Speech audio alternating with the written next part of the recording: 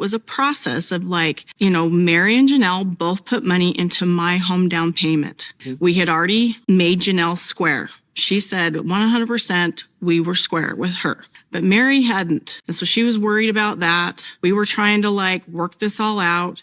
There was this back and forth situation. We talked about a non-disclosure because it was let's not fight about finances publicly. Some of the things that she was asking for didn't feel fair. Hi everyone, and welcome to a deep dive into the latest Sister Wives explosion.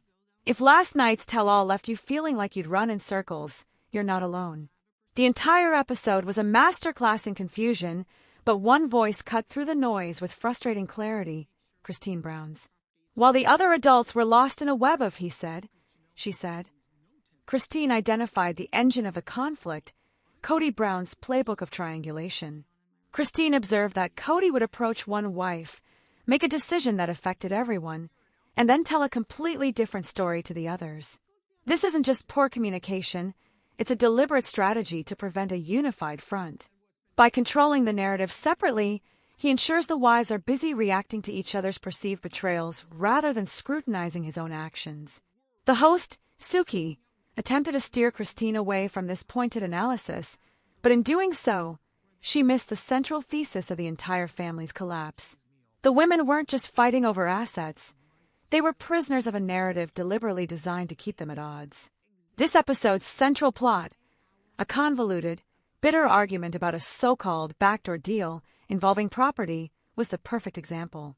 As Christine hinted, and a close examination reveals, this deal was likely a phantom, a dramatic story spun by Kody to explain away his own financial decisions and redirect blame.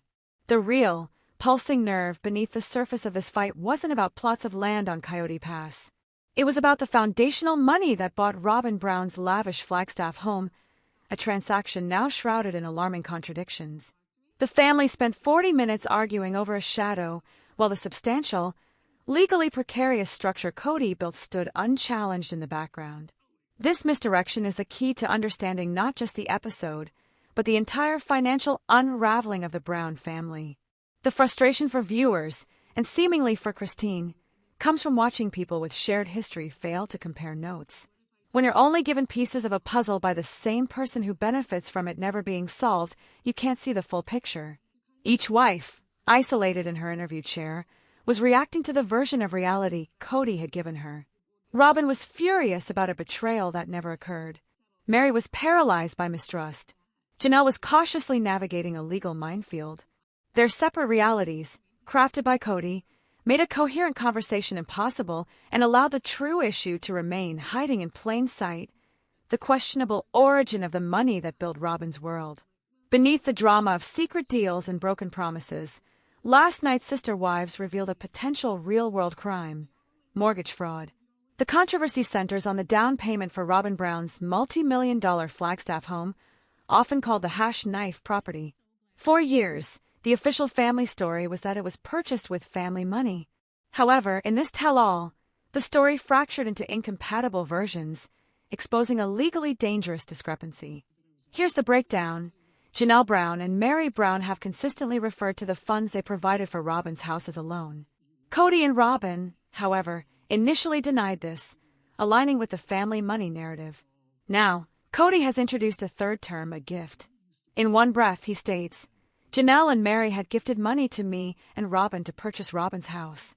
But in the next, he talks about the need to pay Mary back and claims they've already squared up with Janelle. This is where the legal ground turns to quicksand. In the world of mortgage lending, a gift is not a casual term. To use gifted funds for a down payment, a lender requires a formal gift letter. This document must be signed by the donor, e.g., Janelle or Mary, and must explicitly state that the money is a true gift, with no expectation of repayment. It is not a loan. If a borrower and donor sign this letter knowing repayment is expected, they have committed mortgage fraud, a federal offense. It does not matter if the loan is later repaid. The fraud occurred at the moment the false document was submitted to secure the mortgage. Kody's interview was a dizzying dance around this fact. He clung to the word gift because that is what the bank's paperwork legally states. Yet, the entire emotional core of the conflict, Mary's feeling of being owed, Janelle's expectation of repayment, proves the underlying reality was a loan. This contradiction is the elephant in the room. They are publicly arguing over the repayment of a gift, which is, by definition, an oxymoron that exposes the original deception. The host, Suki, had a prime opportunity to confront this. When Kody revealed that the gifted money was now being demanded back, the immediate, journalistic question should have been, "Kody, you called it a gift to the bank but a loan to your wives. Did you or your wives sign a gift letter for that mortgage?" Her failure to ask this allowed the family to continue treating a potential felony as a simple family squabble. This wasn't just bad communication, it was an alarming public admission of a possible financial crime, glossed over as mere drama. As the mortgage fraud allegations simmered beneath the surface, Kody Brown deployed another tactic common in high-conflict situations, the demand for a non-disclosure agreement, NDA. This legal tool became a central point of contention, revealing his priority: silence over resolution. Robyn claimed the NDA was always part of the separation discussions to keep family finances private. Janelle's account suggested it appeared more suddenly as a final hurdle. Mary, critically, refused to sign. This refusal is the most telling part. A standard NDA in a divorce or separation might cover private financial details. However, an NDA cannot legally prevent someone from reporting or discussing suspected criminal activity. If Mary believed the financial dealings crossed into fraud, signing an NDA could be seen as an attempt to cover it up. Her decision to reject it, therefore, appears not as stubbornness, but as a necessary legal protection and a refusal to be gagged. Kody's push for this agreement, especially amid the gift versus loan confusion, looks less like a desire for privacy and more like a strategy to contain a scandal. This aligns perfectly with the manipulation pattern Christine identified: triangulation. By keeping the wives separate, both physically during the tell-all and informationally through different stories, Kody prevented them from forming a cohesive understanding of events. He told Robyn one story about Janelle, making Robyn the righteous defender. He likely gave Janelle a different impression of Robyn's motives. He left Mary in the dark, fostering paranoia.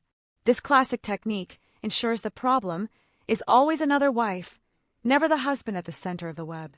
Robyn Brown's role in this is paradoxically passive and central. She presented herself as a frustrated bystander yelling, "Kody and I are not the same person," and touting her own strict moral compass.